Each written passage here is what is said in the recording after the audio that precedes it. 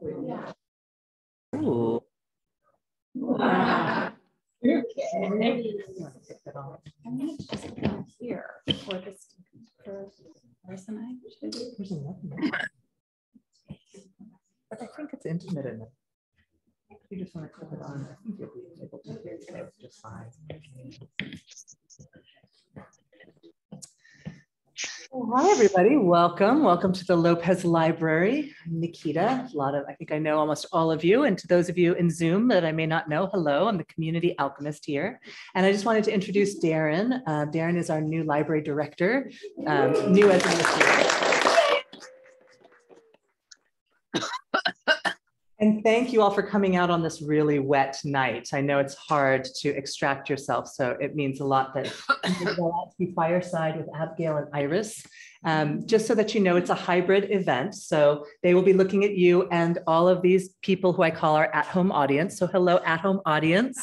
I'll be asking all of you to mute so we don't hear dogs barking and sneezes over there, but you'll hear all of that happening here. So. Just people on Zoom, just so that you know you are being recorded, so that Abigail has a recording of this for her own documentation. So if you don't want to be recorded, just turn off your video. It's only going to pin her, but just so that you know, just in case. So as we get everybody settled in here, and that's why we're all huddled closely together, is because this is a hybrid event. And so this catches the Zoom best, as we all know now about hybrid events. So I'm just going to read a quick introduction, biographies for Iris. All of you hopefully know that Iris has not one, but 4 books here in our Lopez Library. So extremely beautiful, accomplished Lopesian artist. So Iris is a writer, an environmental activist, a retired nurse from Lopez Island. She's the author, as I said, of 4 books, including Hiking Naked, a Nautilus Book Award winner. And in 2018, Iris was the first writer in residence for the Washington State Ferry System, where she drafted essays exploring climate change and the endangered southern resident orcas. The resulting collection, Writer in a Life Vest, Essays from the Salish Sea, was released in March of 2022. And both of Iris's most recent books were published by Homebound Publications, the same press that published Abigail's poetry collection. So and now that I named that Iris is in our library and that you can check out her books, I would just like you to see that we also have Walk Deep, which our library was amazing and knew would be a big seller. And I'd already purchased before this reading so that we could have it ready to check out. So if for any of you don't want to purchase a hand-signed copy tonight, and I don't know why you wouldn't, then you can come and check it out, right? So very equitable. And thank you, Ingrid and Beth, our amazing librarians who make sure that we have our local authors on the shelves, which I think is a really important mission that the library helps fulfill. So without further ado, I want to introduce Abigail Prout. Abigail grew up as a wild island hippie child on the itsy bitsy island of Lopez in the Salish Sea. She surprised herself by returning to raise a family here. She's passionate about the role that poetry plays in personal transformation and leadership, specializing in feminine forward leadership through online courses and in-person retreats. She's worked with thousands of leaders throughout her coaching career, and she's a leadership coach and trainer for the Co-Active Training Institute. She's passionate about poetry, as we know, and creative imagination as a way to cultivate leadership. Walk Deep, her first book, won the 2021 Homebound Publications Poetry Prize. Abigail lives with her husband, Clive, in attendance tonight, and their children, Iona and Jax, on Lopez Island in the forests and the beaches where she rambled as a child. Every morning you can hear her singing to the island forest with her silky black lab, Bella. So with that, I'd love to turn it over to Abigail and Iris. Just seeing who was there first.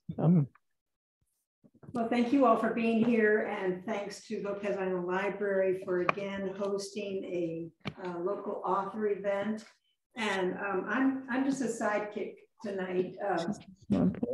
Abigail, I was honored that she asked if I would kind of engage in conversation with her, but never fear, she's also going to read some of her fantastic poems. But thank you all for coming out. I can't think of a better thing to do on a gray, cold, rainy, dark evening than come Good girl. And have Good girl. poems to read, right? While you're all here, while you all at home, wherever you are doing that. And we've gotten numerous requests from people hoping that this is recorded, which it is being recorded. And so if you want to listen again some evening, you can, and people who couldn't make it this evening can do that as well. Our plan for this evening is we're going to have a little bit of conversation and interspersed with some poems, and then there'll be time for question and answer from all of you and from our at-home audience, right? Yeah. Okay. And as you heard in the introductions, both Abigail and I have been published by the same small press, Homebound Publications, based in Connecticut.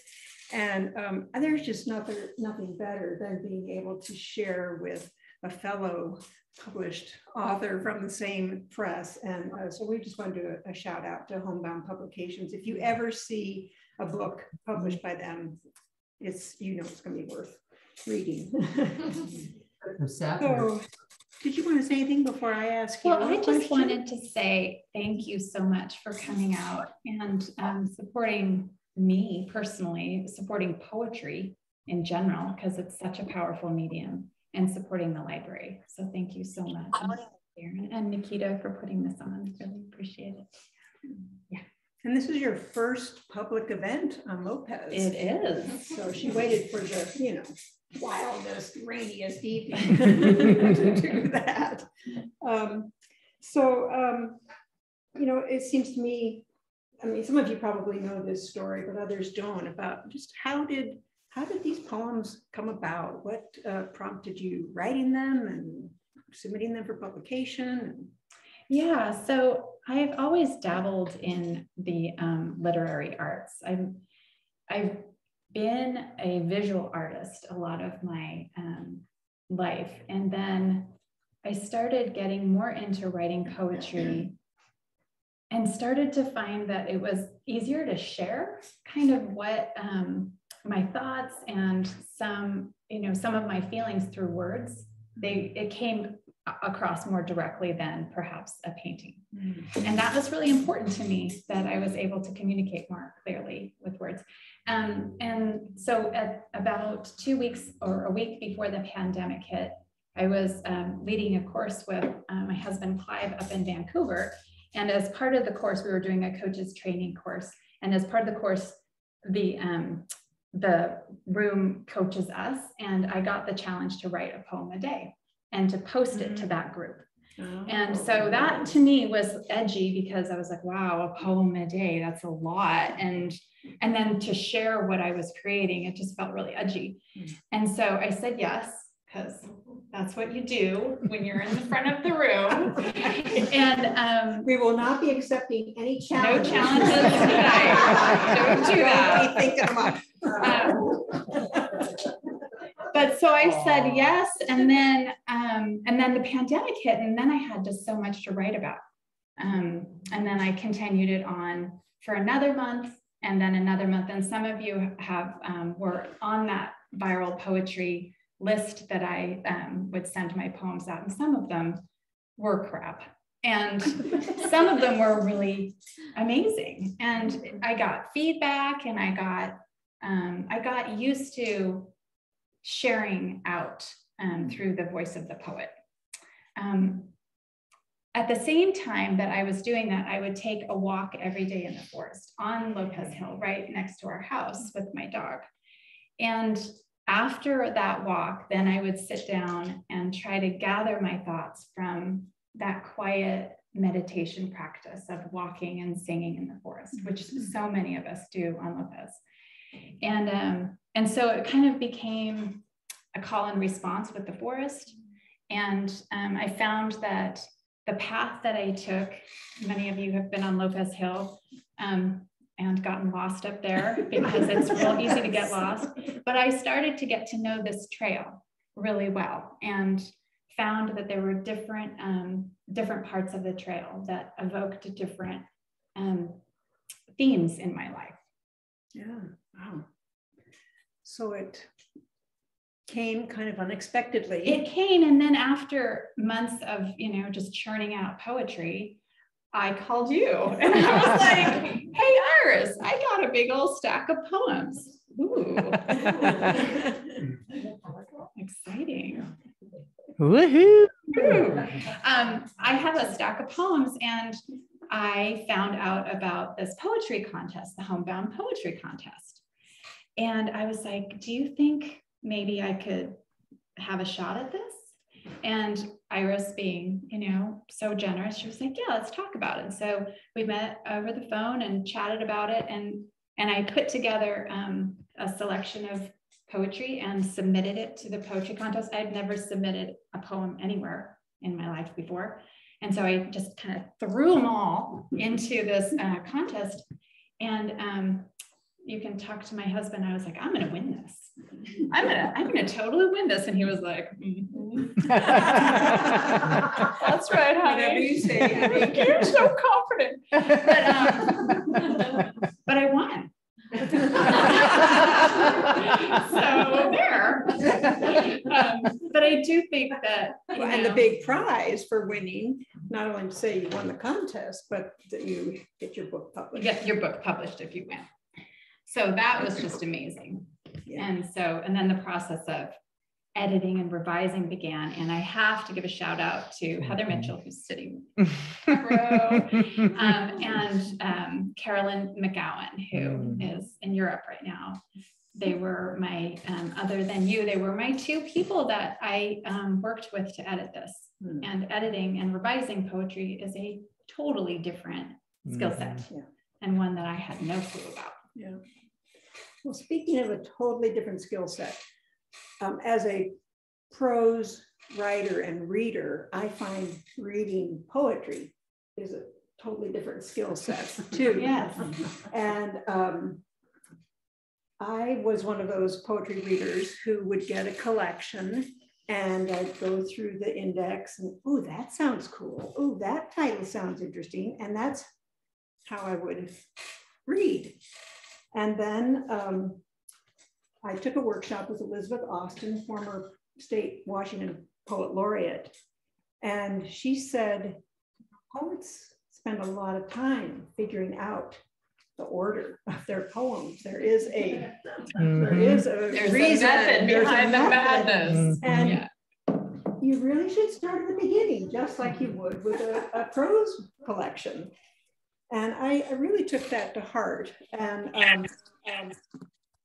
in your collection, I think it's equally true. And I was hoping you would talk a little bit about kind of the structure, the arc of the collection. I mean, this may not interest everybody, but those of us who are geeky about craft and form and all of that, if you'll indulge a little conversation about that. And just to say, whatever you read is great. No one's going to tell you how to read. And if you're reading poetry at all, fantastic. Right. And the first book that I ever read from cover to cover as a poetry book was Ada Lamone's The Carrying. And that was during the pandemic. And I was like, okay, I'm just going to read it. I'm going to read a poem a night or 2 poems a night and just like be inside of the arc that she created. And it floored me because it started to become this bigger narrative. And I never thought of poetry as working together. I always thought of them as relatively separate experiences. And so as I was thinking about putting this together, Heather suggested that I think about the themes of the walk and the different places being, having different essences and different like provocations. So for example, and there's a part in this book that it's at the very end that's called Cairns on the Path. And it talks about it's at the very end. My publisher asked me to put it at the end, but it's talking about the different parts of the walk.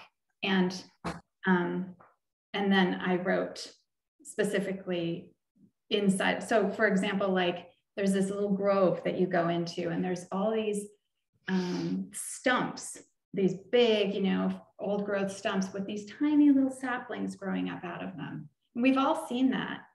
So I chose to have one of the themes be the sapling grove, and I wrote about children and my experience as a mother and my children. And so that was like that part of that. And so this book takes you on a walk through all of the parts, and they're all really different, and they speak to the different relationships that we have in our lives, or at least that I have in my life and can be universal. See, this is one of the bonuses of coming to an author event. You get this extra content that I think just enriches. I mean, the poems, I read these poems before you and I had really talked a lot about your whole process, and thoroughly enjoyed them. But there's this added, I think, pleasure and richness of knowing that, and you don't always get to find that out. So, what we thought we would do is have Abigail read a poem or two from most of the sections. I don't know if we'll have time for all of them. And I used my position as being her moderator to ask her to read my favorites. And she complied and added some of her favorites too, and you'll have your own favorites. But I also asked that, given my belief that it is important to read a poetry collection from beginning to end, I said, well, then you need to start with the first poem. So you're going to start with Walk, right? Yeah. And I just want to design you as an audience a little bit. I was just at the Omega Institute a couple weeks ago with the incredible poet Padraig O'Toole, who, if you haven't heard his work, Poetry Unbound, you should check it out. He's amazing. And he did an evening event and brought back snapping, which I love.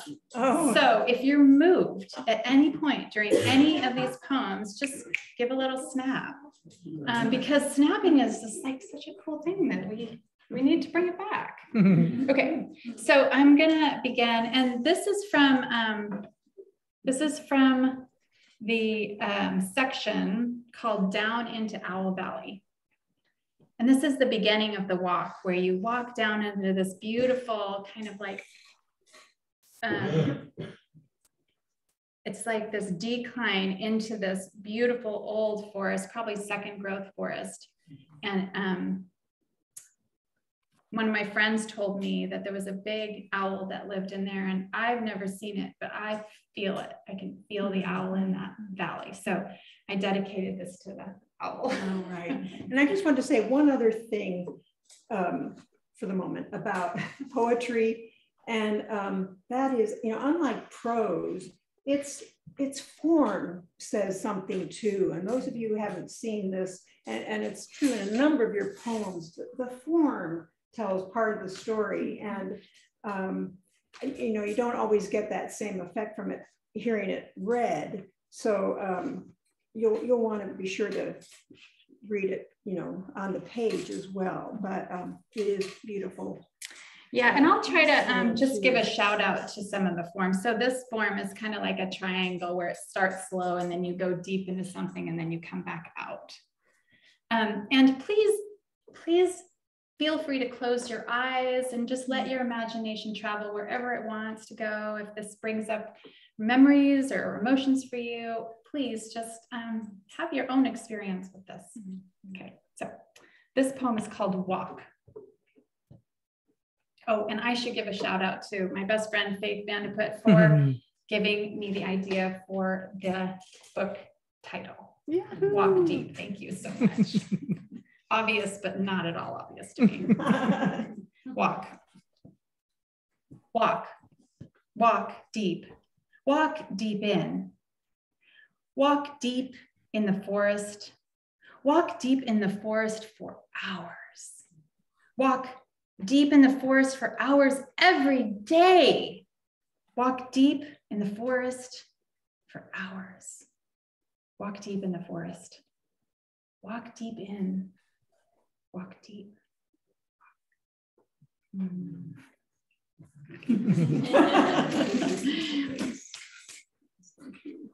So this next one is called We Are the Ones, and it was actually written first as a song that also won an award and this other thing, but that's a different story. So this is now in a book of poetry called We Are the Ones. We are the ones. We are unraveling the sacred parchment, singing out in languages that we forgot that we knew. We are decoding the future's blueprint written in the space between me and you. We are the ones we've been waiting for, ancestors behind us and ancestors ahead. We are the longing of our children's children, reaching back to pull us through the veil of time. We are the echo of every kindness freely given. Pass it forward between your heart and mine. We are the ones we've been waiting for, ancestors behind us and ancestors ahead.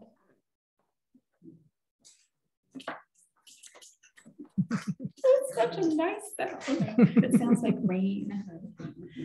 I love your use of repetition too. You do that in a lot of your poems, and it's really effective, and certainly in this poem, that repeating, we are the ones and the ancestors, and ending with that. Yeah, it's beautiful. Well, shall we go to the sapling grove? Yes, and you know, a lot of the poems that I chose to read for this evening were more about Lopez, because I wanted to honor this community and the love that we all share for this incredible island. So this is a poem called Marching Orders.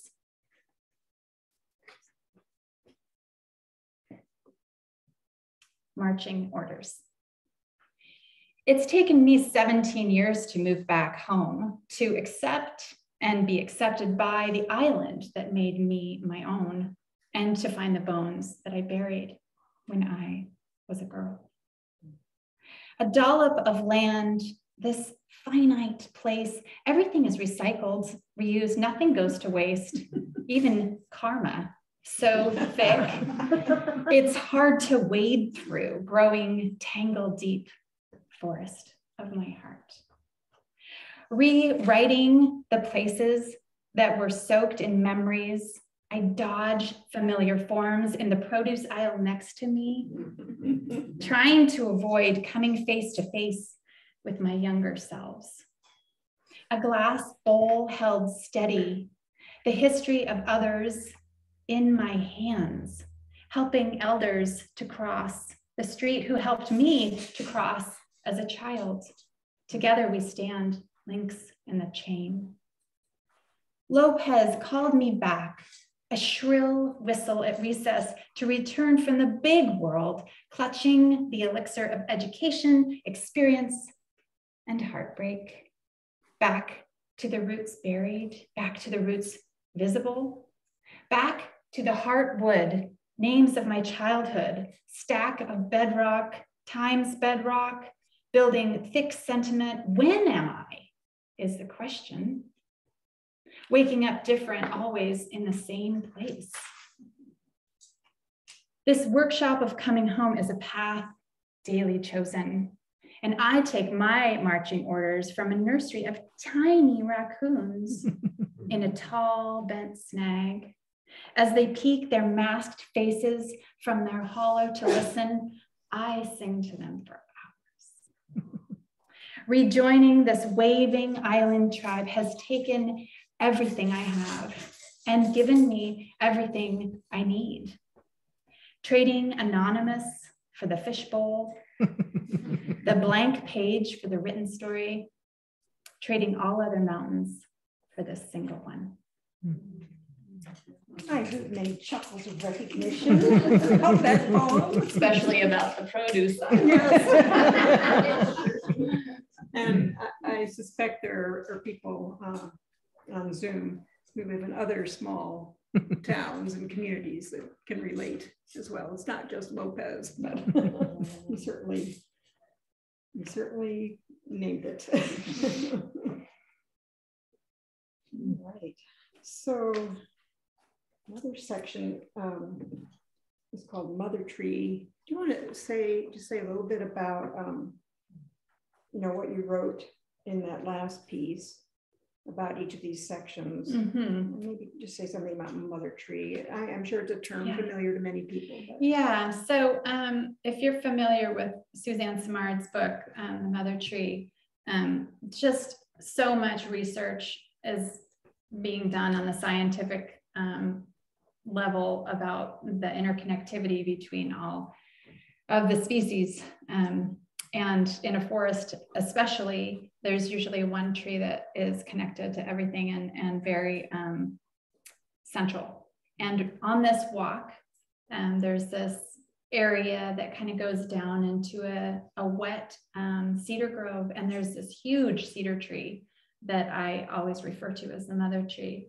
And during the pandemic, I spent so much time hugging this tree that I was afraid of wearing off her bark. I was like, just would go there to hug her and feel into all of the ecosystem of the island, all the way down to the edge of the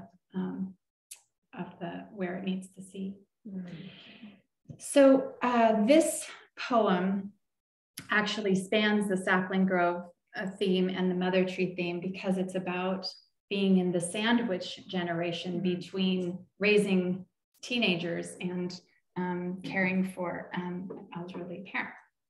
So this poem is called Gift of Birth, and it's about my experience in the middle.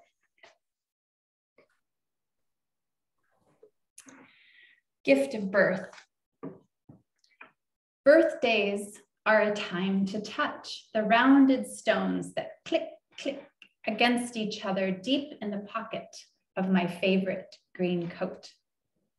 Soft silk buttercream lining rips slowly as you both tumble towards the light of day, one falling towards life and one falling away. And I, in the middle, standing still. Daughter, carrying you for 9 months, so close there was no telling, was I and you, were you and me? Then in one perfectly natural alien moment, I met you emerging from me. A chain of life producing itself, a pain and a joy beyond all others. To be the spark that lights up your gray eyes, to be the gentle voice in your head urging you to try. To be the heart that meets your darkest sorrow is my brightest joy as a mother. And I in the middle, standing still. Mother, being carried by you for 49 years plus 9 months. So close our spirits balk at the task of separation ahead. I have always been the warmth to wrap your drifting life around, allowing you to set anchor, to stay safe and hold, even as the storms of age set in. To be the spark that light up your gray eyes, to be the gentle voice in your head urging you to try, to be the heart that meets your darkest sorrow, it is my brightest joy as a daughter. And I, in the middle, standing still. Birthdays are a time to touch the rounded stones that click, click against each other deep in the pocket of my favorite green coat. And those who love more win, but I will also lose you both by life's design. As you each step into the full light of a bright new day, one towards life and one away.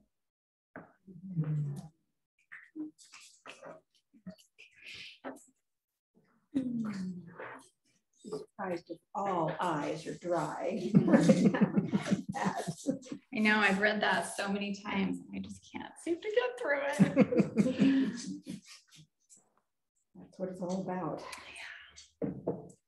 Well, another plus of going to an author event is to learn how to pronounce words that I don't always know. I can read them on the page and understand what they mean, but I may not know how they're pronounced, which is true of this next section.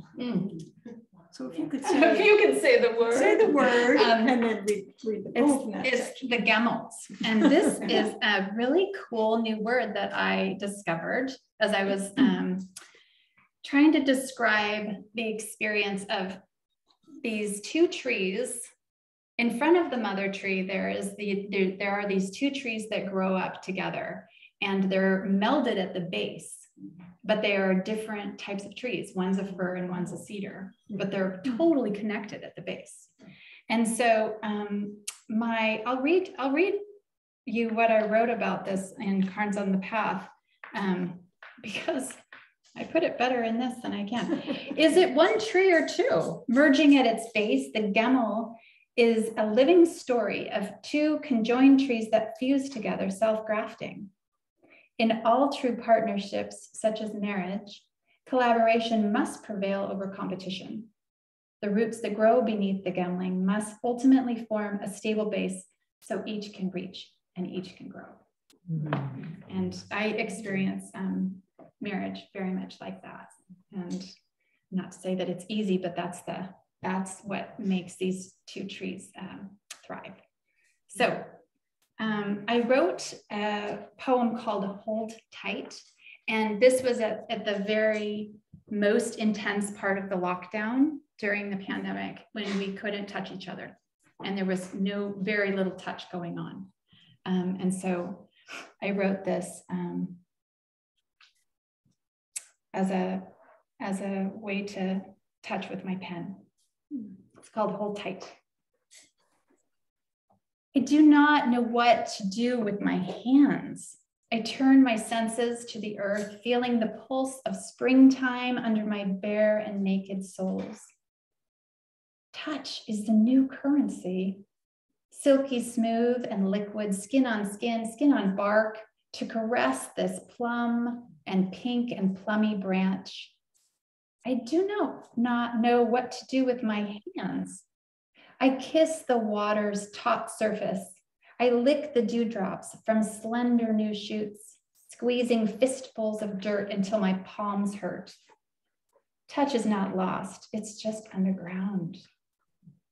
Come into contact with this smooth beach stone deep in my flannel coat.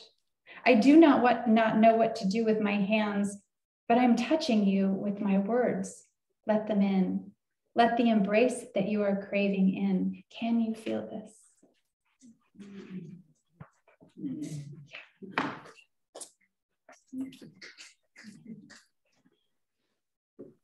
And this next poem that I wrote is, it's from perhaps the largest theme in the book, which is called The Hidden Mirror Pond. And there's this little, I don't know if it's even a pond, but there's like body of water that forms in the wintertime near the mother tree. And my dog and I can go up in there and sit and watch the pond and look at the reflections. And it's just a time to just reflect and think about the ways that I'm personally growing. And so this poem called Home of Belonging came from sitting next to this pond. This is really a love sonnet to, or a love poem to Lopez Island. This one's really unabashedly declaring. Home of Belonging. I am building a home of belonging from repurposed intention.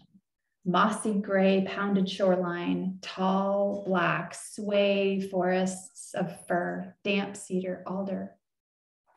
I belong to the roaring walls of solstice fires, to the ritual yearly witness of our children as they cross the threshold, flower crowned and grown. I belong to the Salish Sea, the teacher of patience as I learn how to wait for boats and wait for boats and wait. I belong to the awe of the tides, once ocean of emotion, twice changing in a day. a reminder of how much is in constant shift under the surface, in and out and through the narrow, ripping straits, pulling between the craggy channels. I belong to the slicing barnacles, the tight black-lipped mussels, the bright sandpaper sea stars, each one a party favor for the soul. I belong to the deep teal kelp alleyways woven with sleek shots of seals gunning for sockeye, breaking the tension with loud whelps of air, to gaze with detachment towards our land-loving ways. I belong to the people that came before us in the crunch of clam shells underfoot, joyful reverence, smoke of salmon, sacred in long houses, sweet center of hand-hewed cedar, singing to the same spirits that I sang to this morning in the forest, repurposing intention. I belong to the story of the orca whale, Mama Tahlequah, nosing the sucking currents, pushing her stillborn calf around our shale island for 17 days without eating, consumed by grief, tireless as if to say, see what I have loved and lost. Do not look away. See this, feel this. Just like her, I belong to what I love. Because when we love something with our whole heart, we belong to it forever.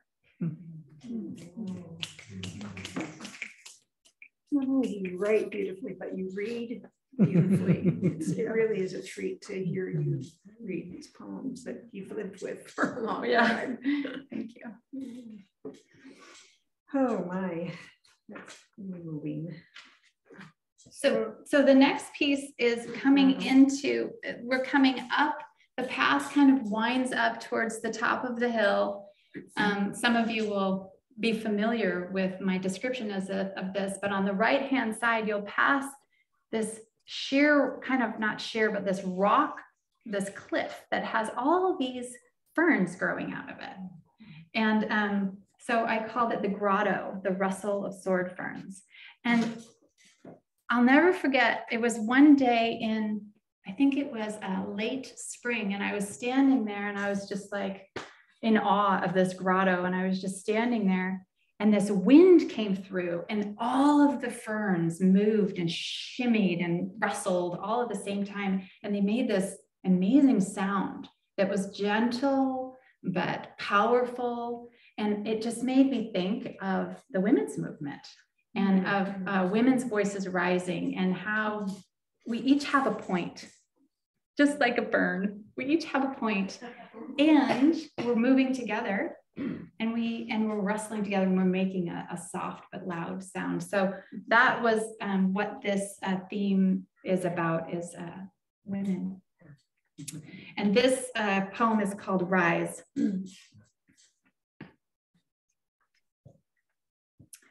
Women of the earth, rise up from the quiet landscape, swell of mountain, secret of valley, to know and be known by that tree, that vine, that flitting bird just off the hardened path, singing, thee, thee, thee. Women of the earth, rise, beginning with the skin, taking back the face, name and breasts, used to please, placate, and pretzel, not by swift revenge, but with calm dedication, because this is the work of the day. Women of the earth rise and bow to nature's laws, interdependence, regeneration, collaboration, laying down wide planks of story, fitting mine next to yours and hers, to become a living bridge to walk across with raised eyes and sure feet.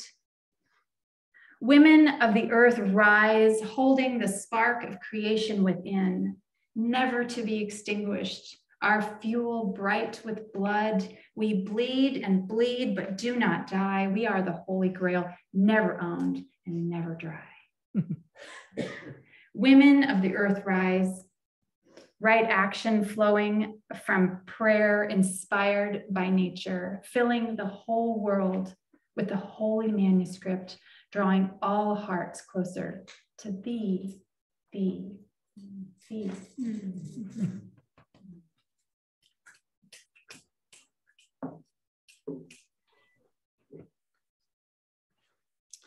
I think this Okay.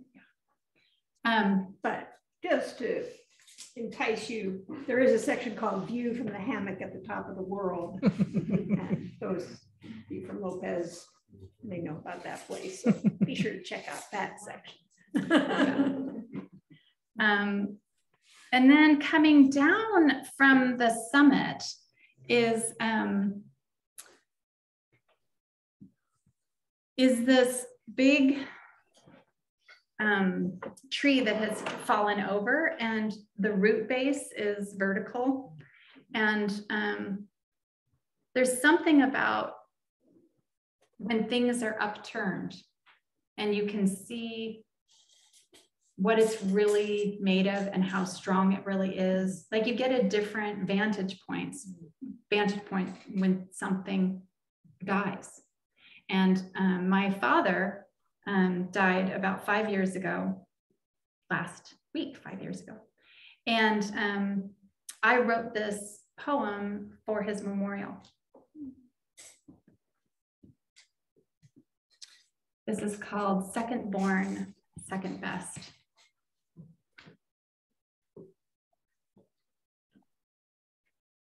What I should just say before I start this, I gave myself, I did not have an easy relationship with my dad, and I gave myself permission to spend about a week writing on the prompt, "My father is." And I just wrote everything that I could possibly think that he was, the good, bad, the ugly, the funny, everything possible. And I chose from those journal prompts, things to put in this poem. So it's a great thing to do for yourself if you're wanting to kind of excavate a relationship and really give yourself permission to tell the truth about something. Second born, second best. My father is a flock of dark birds momentarily blocking the sun. My father is the smell of pipe tobacco, Yardley soap, boot polish, old dust. My father is an Amtrak train rider, boundary crosser monologuer. My father is his beloved books, multiple copies, and each more significant. My father is the strawberry moon rising over the meadow of nostalgia. My father is the tangled labyrinth of people, places, dates, all overlapping. My father is the pure love of a dog, crooning, gentle stroking of upraised head. My father is the paying of all dues, the white man on the res, exiled. My father is a silent gargoyle in still coldness, crouching next to me. My father is a rough, stolen hotel towel wrapped around a warm Coors beer. My father is the perfect arc of a jackknife over the darkened water of the creek. My father is an old stack of Playboys, a carton of Camel cigarettes, and rings of cheap coffee. My father is a devout Quaker with a dark snake of jealousy nestled in his heart. My father is the low bass of the family band, raised in raucous harmony. My father is gingerly stepping over the hot metal cattle guard. My father is blue Hopi cornmeal rubbed into an old wound. My father is the heavy cream swirling into steaming liquid black. My father is nibbling on burnt toast, on chocolate, on a chicken bone. My father is the polished oboe, the long-necked banjo, the 28 auto harps stacked in his attic. My father is a pair of Levi's slipping down, pregnant with toxicity, with unborn potential. My father is sweat-stained Stetson, Princeton stripe, and sand-cast bolo. My father is the book that never got written, the degree never submitted, the road trip untaken. My father weeps at the Vietnam Memorial, tracing with guilt the lives he could not save. My father carries the victim's torch, but has no one to pass it to. My father is the grudge, never forgiven, a grace that's never been fully given.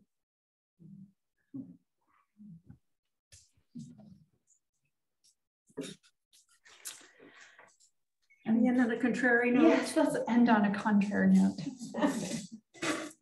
So this poem is at the very end of the book, and it's called Contrary.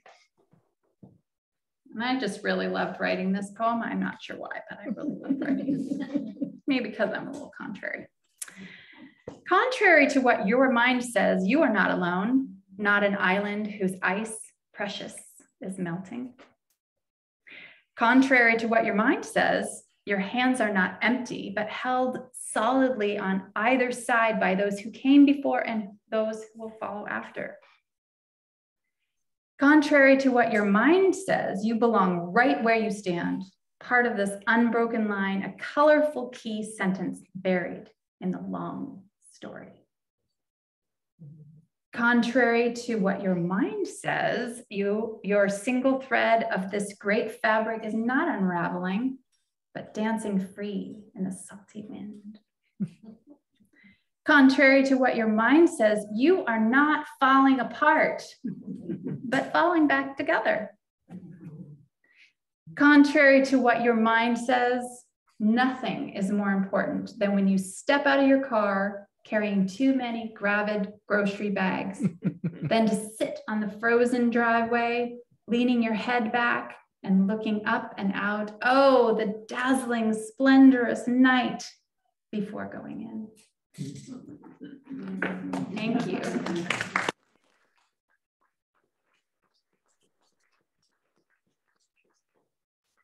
Well, we have some time for folks to ask questions. And while you're thinking of what you want to ask, I was hoping that you would talk a bit about your work as a coach and how these poems and how writing poetry relate to that work. Yeah, and when I started writing poetry, I didn't really know how they related, but my work for the last years and then previously as a therapist has always been around focused on transformation. And personally, I have found the process of creativity and creating something that can be shared as an amazing a kind of momentum to the self-growth process. Mm-hmm. And as I realized, so I was trained as an art therapist and as a therapist before I moved into the coaching field. And so I've always believed in the power of art to reflect back to us something that perhaps we don't know about ourselves. Even if we think we know what we're doing, writing a poem or creating something outside of ourselves, and you get, it's like it talks back to you and informs you of some part of yourself that might need looking at, or is healing, or is calling out for your attention. And so for me, giving myself permission to write poetry it's just been a wonderful way to find out what I actually think and feel about something. And so as I'm working with my clients, I am training them. Like this morning I worked with a lawyer, and this is a really cool story. She hired me and she was like, I've never written a poem in my life. And I was like, great, you know, and that's not something that I've really offered in the past, is like, come and learn how to be a poet for yourself, you know. But in the process of working together this past year, she has used poetry to kind of get inside of and find out how she feels about the cases that she's trying. Mm-hmm. And she actually, she recited or read a poem that she had written to a jury. And that was what she feels was the tipping point, because she was able to transmit so much truth and emotion about what she was feeling about the case. And she just won a national award for that specific win. So I was like, go poetry, you know, like so excited to actually have the medium of essentializing one's feelings and thoughts used in the real world, you know. Yeah. So that's it's kind of some summary of cool. Yeah. Tool. Cool tool. Yes. Tool. Yeah. Great. So how about questions from folks here, or Nikita's over there managing the chat if people want to put questions in there. So who has a question for Abigail? Right? Yes. I'm hidden back here. Yeah. How easy or hard is it for you to write? Is it a messy process, or is it? It's so messy. Will you repeat the question? How easy or hard is it for me to write?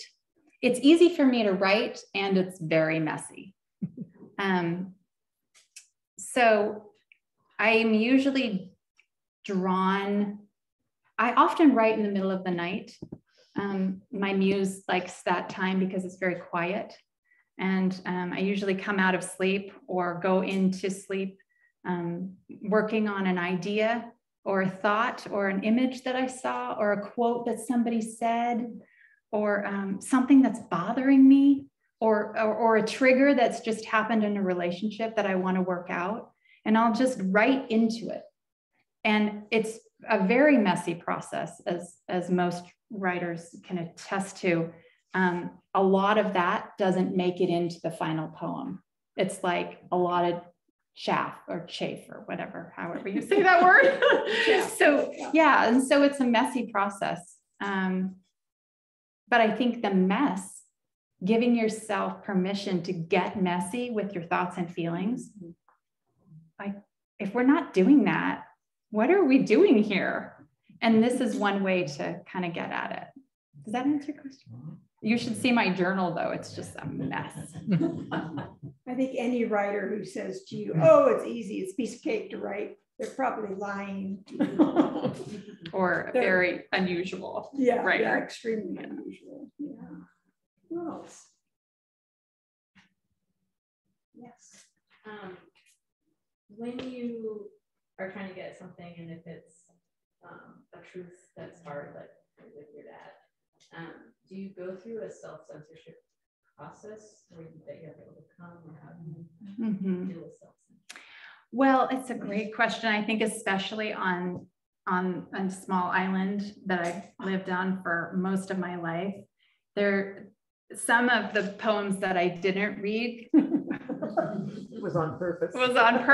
Because I am still sensitive to the possibility that the impact that I'm intending won't happen. And but the bottom line is that I deeply believe in daring to share to oneself first. That's an edge to cross. And if we can do that in the privacy and confidentiality of our own journals, then you've already won. And so I see absolutely no reason to ever edit yourself to yourself.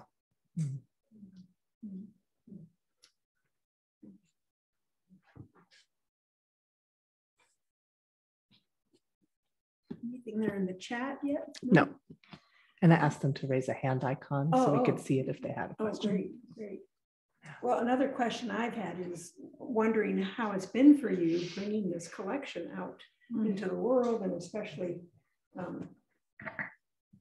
what kind of reactions you've been getting from readers.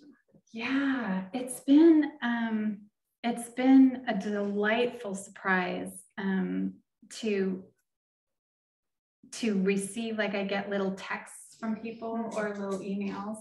Like I got one this morning of like a snapshot of a stanza that one of my friends she was like, I'm reading this over and over with my coffee. Nice. And I was like, okay, you want to talk about it or do you want to just keep reading it, you know? And I think there's something truly, I want to use the word generous about people receiving my words. Like anytime we read something that someone else has written, it's an act of generosity to receive them. And I'm really moved that people are taking the time to let my words affect them emotionally, mentally, however, relationally. It's really exciting. Yeah. Great. Well, I certainly write fan letters to authors, and I now really appreciate how meaningful and valuable that is to the author. So if any of you want to write fan letters to Abigail, text, email, whatever you do, be sure to post it on your social media so that everybody else with a picture of the book. But there's a question from the chat here. This is Nicole Corbeau, and she says there's probably lots, but what's something you're grateful to have learned from this process? Okay. I've got two main things.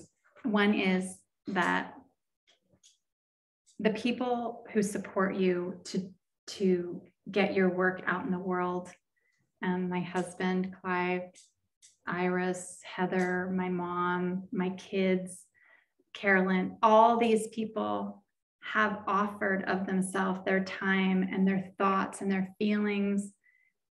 And that without that, there's no way these books would be on these shelves. There are so many people behind every one of these creations.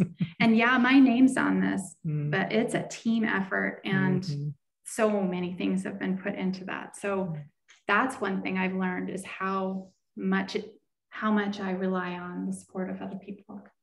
That's why I love to read the acknowledgments pages in every author's book, because it just emphasizes that. Yeah, and you know, the support of you guys coming out tonight means a lot to me too.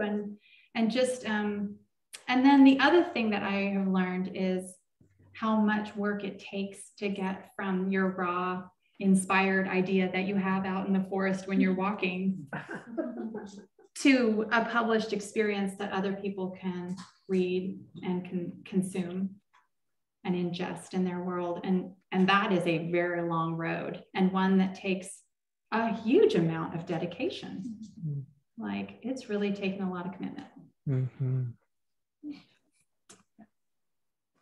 I have a question. Yeah. It's like a double. Having done this whole process, have you continued to write? And if you are, how is it different this time? Because the genesis of this whole project was, hey, write a poem a day. So how is it different now? Well, I'm really glad you asked that, because a couple weeks ago when I was at the Omega Institute, one of my intentions for going there was to kind of kickstart my writing again, because I was putting so much energy on the promotion and thinking about this book. And you have a quote that, like, once a book is written, somebody said this to me the other day. It's like, once a book is written, it's done. It's like, it's old news, you know, for the writer. It's kind of like now moving on to the next thing. What I'm noticing is that I want to push myself as a poet to learn more about poetry and read a lot more poetry, and learn a lot more about the craft. And I want to write edgy stuff that edges me out, that makes me nervous to write it, because that's at the edge of my evolution. And I think a lot, there are some edgy poems in this book, and I wrote this because it gave me a lot of comfort. And it's a hospitable book that really offers you a place to land in hard times. That's why I wrote this. And my next book will not be so comfortable. Well, that seems like a good place a good note to end on. But there are more questions. Now I'm Tom? curious. No, I have a question. I just want to say I'm a walker on Lopez, and I just really related to your comments, your poetry about it. I mean, I've never tried to write poetry about it, but the feelings are there. You know, so I'm looking forward to reading it. Yay. Thank you, Tom. And what you said about your next book being edgier, Yeah. is that a threat or a promise? Well, for you, Wendy, is my next book being edgy a threat or a promise? I think it's a challenge. I said no challenges, but I can't help but challenge myself because it's just the next edge to cross. What are some of these? I'm curious now about what some of these edgy topics might be. Well, the edgy topics are my experience as a mother and my experience as a daughter, and frankly, really diving into the questions of how to unravel the patriarchy. That is it's a good one. And your brother has a question that goes right to that. perfect. So Chris Grecian says, thank you so much, sister. Your poems touch on the lineage from our ancestors to our children's children. We're all swimming in a fast river where everything is changing and our best and our worst are rising. What are your dreams for your children's children?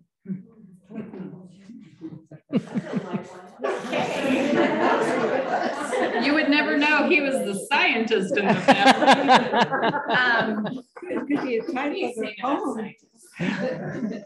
Well, I want our children's children to know that we weren't silent, you know, like that we cared enough to create and share our creations with each other. That's what I want them to know, that we weren't just sitting around, you know, dicking around, that we cared and we created something and we did what we could.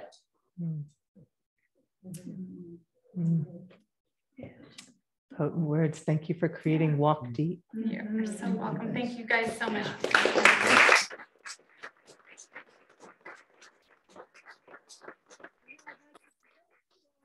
People in the back where Abigail would be happy to sell books, autograph them, and chat some more. And thank you again all for coming this evening. And thanks. And before we leave all the way, I want to just introduce Shari in the back here. The library has a writer's open mic night that happens first Thursday every month, and it happened last night. So you have a month now to go home inspired by beautiful local authors like these. Please bring your works, share with Shari, come to writer's open mic. That's from what time is it? 5:30 to 6:30-ish. Yay. So thank you again. And thank you, at-home audience. Thank you. Really? Oh, what time is it? I don't know. But Abigail's going to go back to the table. No, I'm going to